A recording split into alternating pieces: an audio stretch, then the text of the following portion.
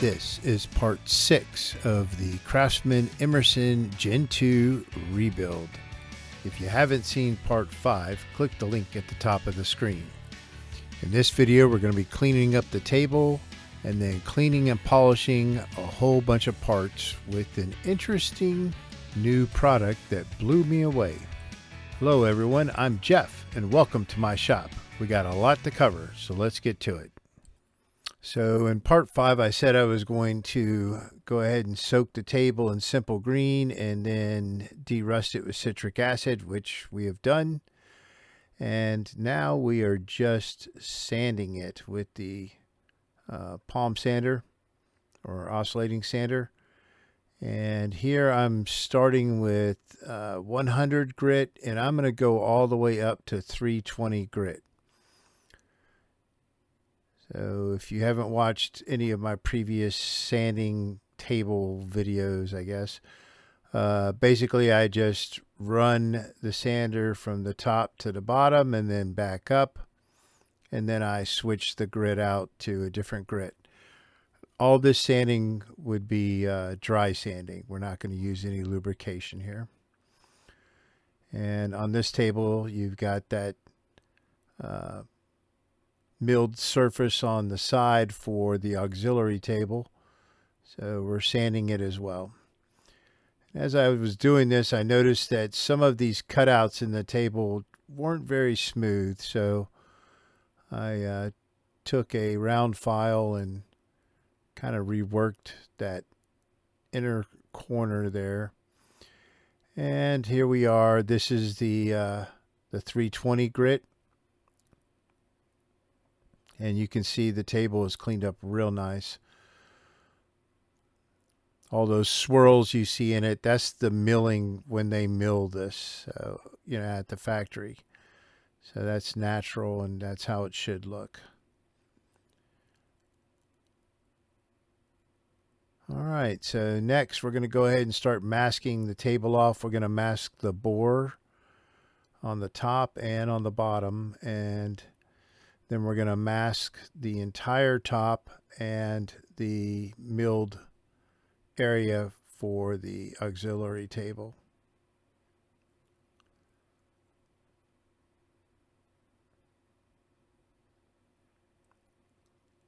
And this is just kind of showing my masking technique, since I kind of cut the video up and didn't want you guys watching 20 minutes of me masking a table. If you really want to see that, you can watch the 150 video. It's a little bit more in depth, but yeah, there's not a whole lot of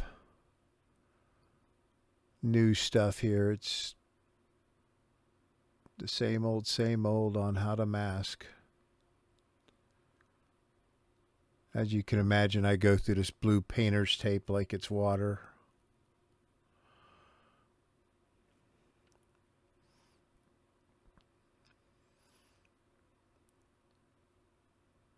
So after we've got the bore area masked off really well, we'll start masking off all the holes through the table.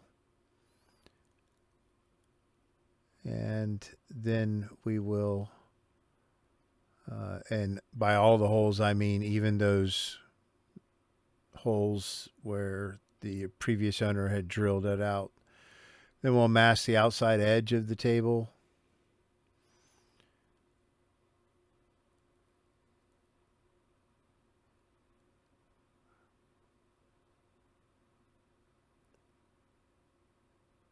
And then we'll use a piece of wax paper to cover the largest area of the table. And you can see I'm fighting with my fan. I think it was like 97 or 98 degrees the day I was doing this. So Georgia, yay, lots of heat.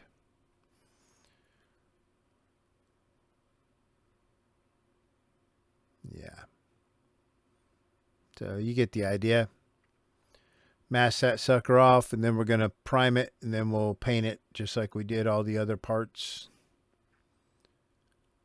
So after it's cured and ready to be handled, we can go ahead and remove the masking.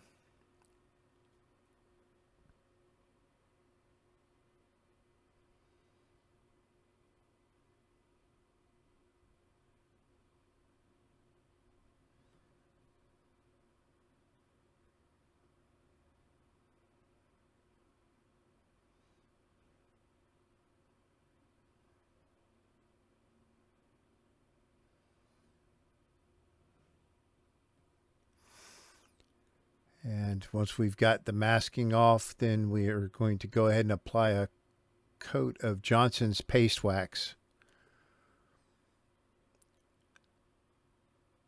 I just use a microfiber cloth for that. But I'll just apply the paste wax, and then once I've got the entire surface covered, then I'll buff it off.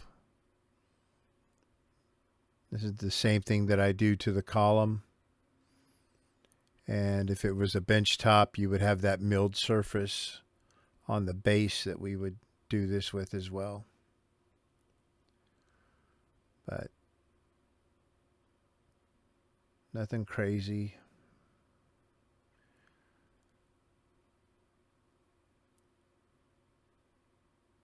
Now, if you're thinking, hey, I want to polish my table so it looks like a mirror, hey, go ahead and knock yourself out. But every single time you put a light shining on that table, you're not going to be able to see the work that you're trying to drill. So you want it to have kind of a dull finish.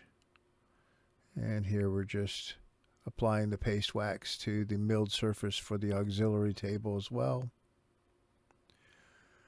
And then buffing it.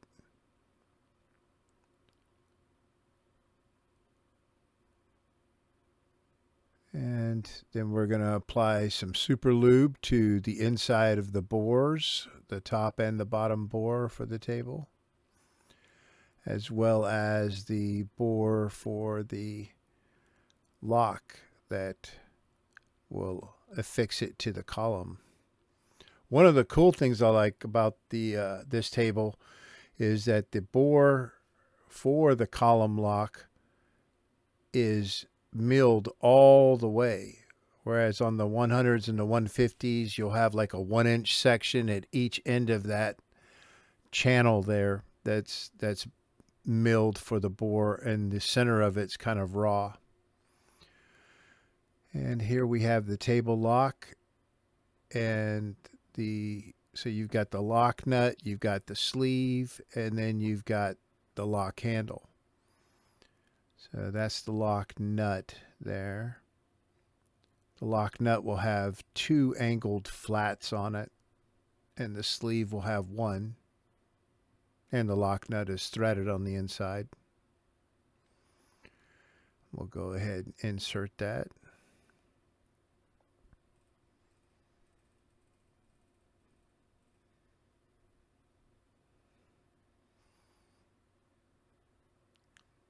And then we'll do the same thing with the sleeve.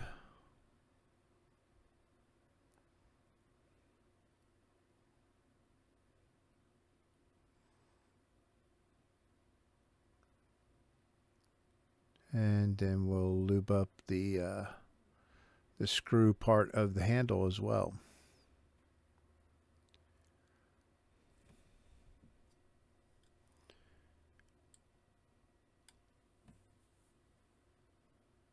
Like so.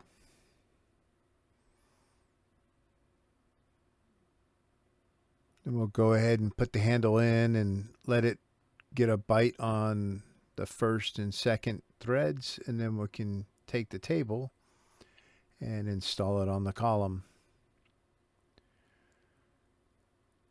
Line it up and lock it down.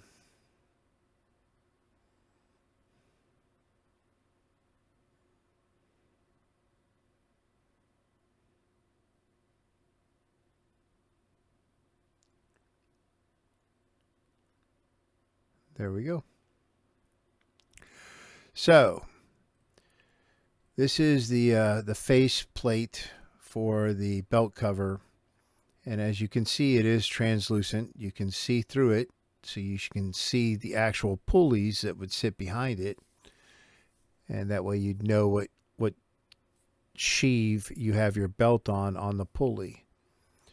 And then this is the spindle cover that goes on the top of the belt cover, because you've got a longer spindle in this drill press than any of the other Emersons or King Seelys. So there were some specks of paint that were on this, and so I broke out the cleaner wax, the Meguiar's cleaner wax, and applied it and tried to clean it up that way.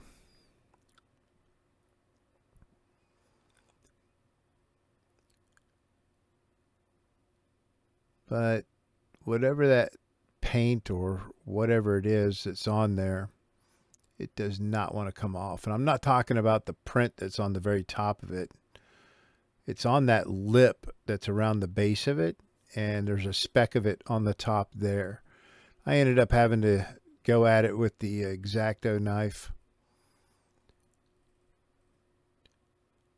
I got most of it off of there. And I used a Scotch-Brite pad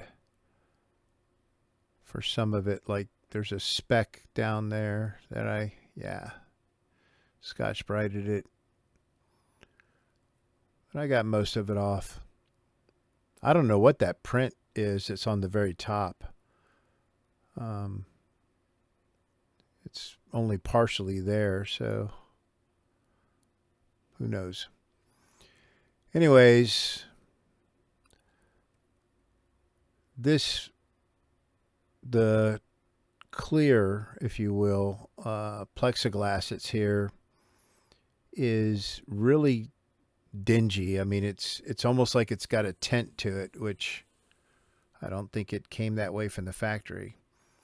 So I tried cleaning it up with the cleaner wax, and there's a couple of areas on it where it looks like it had a chemical spilled on it.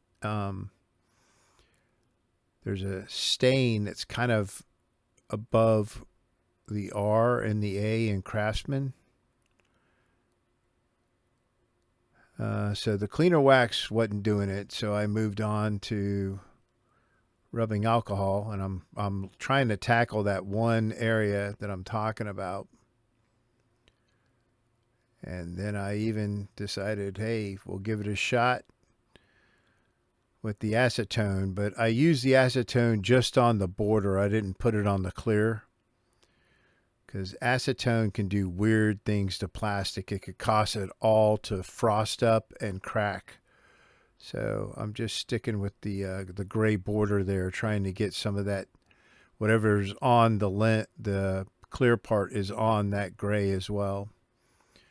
Then we tried some simple green. If you look right below my thumb, you can kind of see where I'm talking about, that dingy area there. But wasn't coming off. So we'll try Goo Gone. That didn't work either, but we tried it. I'm just real hesitant on what chemicals I want to put on this clear part.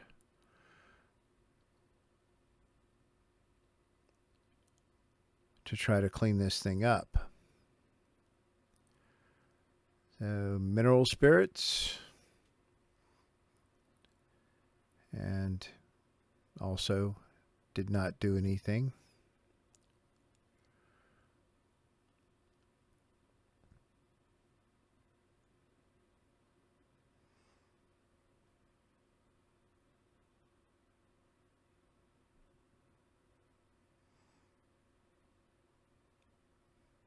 But I'm really determined to get this thing looking nice and clear. And yep, in for a penny, in for a pound. We're going to sand. wet sand.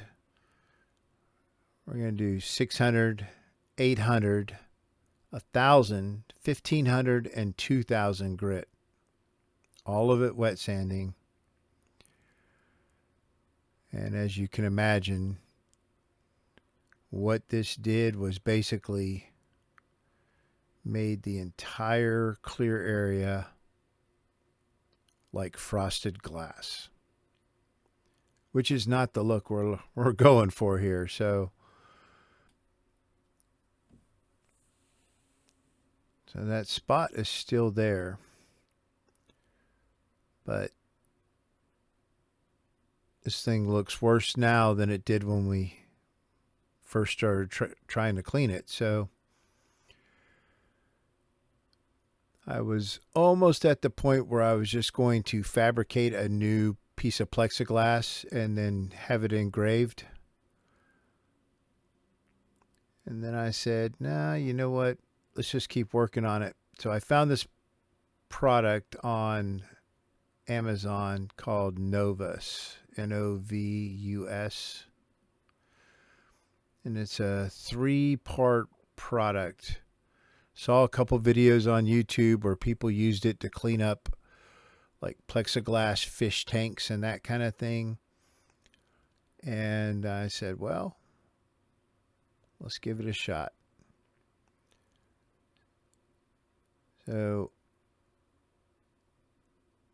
basically the number 3, which is what I'm using first, is for your deep scratches and abrasions in your plastic or plexiglass. And you apply this stuff and you're supposed to go back and forth with it, long back and forth motions. And then once you've done the number 3, then you move to the number 2 and you're supposed to buff it in circles.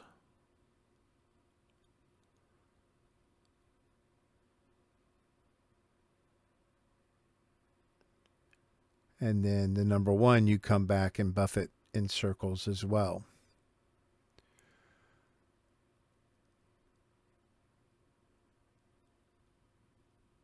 Now, just remember how sanded that clear plastic looked.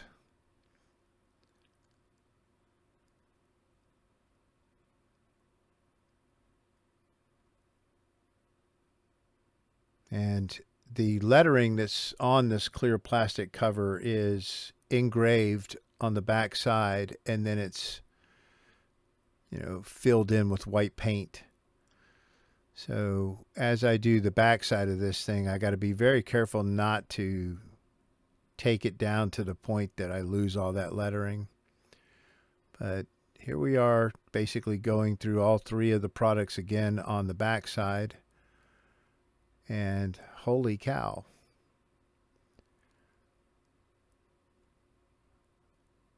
So there's the number 1. I was impressed. This is way better than I thought it was going to turn out. So I think I paid, I don't remember, I think it was maybe $20 for this kit. Maybe it was as much as $40. I don't remember. But, and they've got different size kits. This is like the 2-ounce bottle kit as opposed to like 4 ounces or whatever. But this stuff works. I am amazed by it. Look at how now that stain I was talking about is still there, but look at how clear that plexiglass is. It's amazing. So we cleaned everything up with the cleaner wax and some Q-tips around the Craftsman logo and stuff like that. And I'm pretty happy with how that turned out. Still couldn't get that stain out, but I have no idea what chemical was used. Anyways, Novus, that stuff works. Worth every penny. So next we've got a bunch more small parts, screws, nuts and bolts, that kind of thing, that need to get wire wheeled. The last time we did anything with them was we coated them in WD-40 after getting them dried off after they came out of the citric acid bath. So we're cleaning them up with the wire wheel.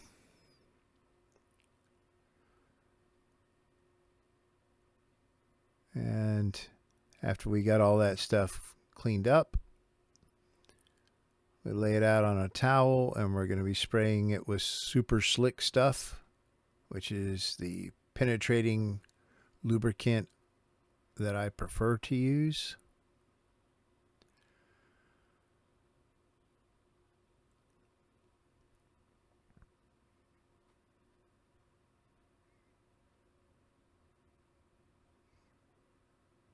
And I like using this stuff. It keeps everything from rusting.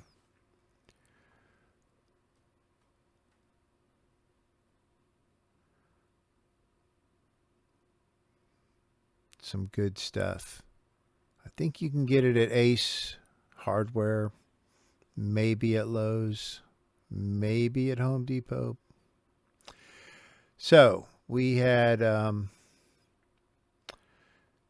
sanded this feed stop bracket in a previous video, and then we rinsed it off and hung it to dry. So now we're putting the mother's mag and aluminum polish on it, and then we're going to buff it because the chrome that was on here was just gone. It was oxidized and dull. And yeah, now it looks like it's chrome again. That stuff is amazing. Here we are going at the switch plate again, trying to get it to buff. I don't know, it's aluminum, but it just does not want to shine no matter what I'm doing with it. So I haven't figured out what's going on with it, and I thought about just fabricating a new piece, but nah, it's gonna get better, but it's not going to shine up like that feed stop bracket. That thing looks like chrome now. And all it is polished metal.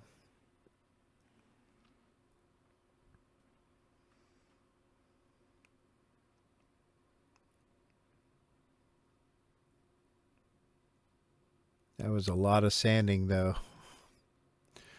Here I am tackling that switch plate again. I probably buffed this thing, I don't know, 20, 30 times trying to get it to shine up. Just does not want to go there.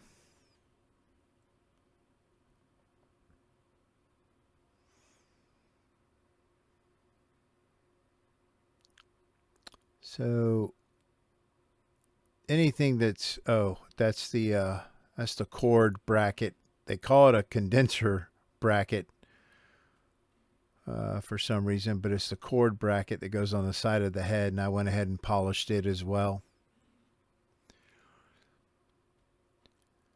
And then we're just coating it again with the penetrating lubricant, and the same with the feed stop bracket.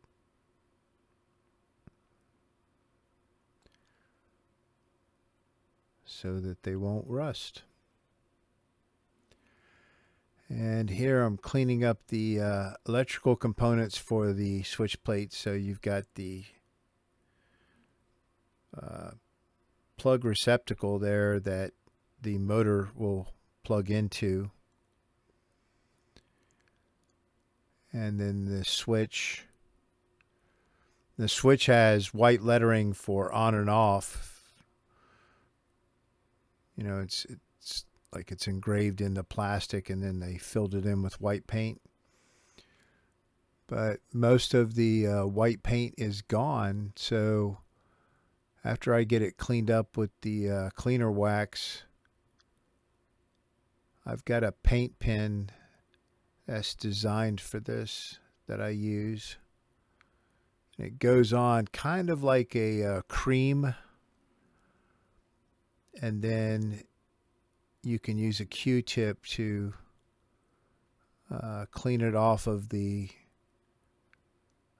raised surface, and it should stay filled in the engraved area, and then it will harden. It's a permanent.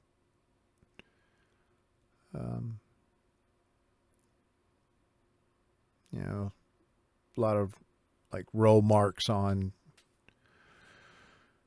pieces of equipment, weapons, that kind of thing, and they get filled in with this stuff. But once we got it done, it looked factory, so pretty happy with how it turned out. And all those parts cleaned up nicely,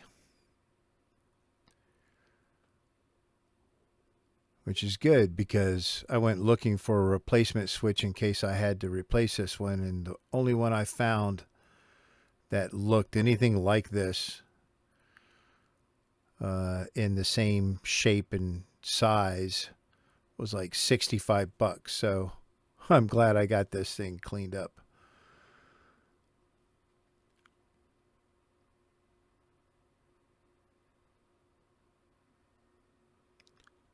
All right, next we've got the carriage bolts for the motor mount that mounts the motor to the motor mount. And I'm just going to polish them here. So we're going to sand them with 80, 100, 120, 150, 220, 320, and then we will wet sand them with 400, 600, 800, and 1,000. And then we will apply the mag and aluminum polish to them.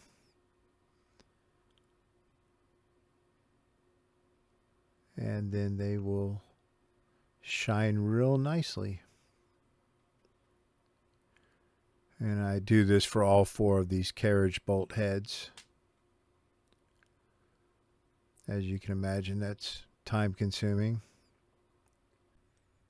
So I think that's going to wrap up this video, and I think in the next video we're going to tackle the stator band for the motor, and then hopefully get back on track with assembly so that we can wrap this series up in the next 2, maybe 3 videos. We'll have to see how it goes. But as always, I appreciate the support. If you found this helpful, please like and subscribe, and I will see you next time.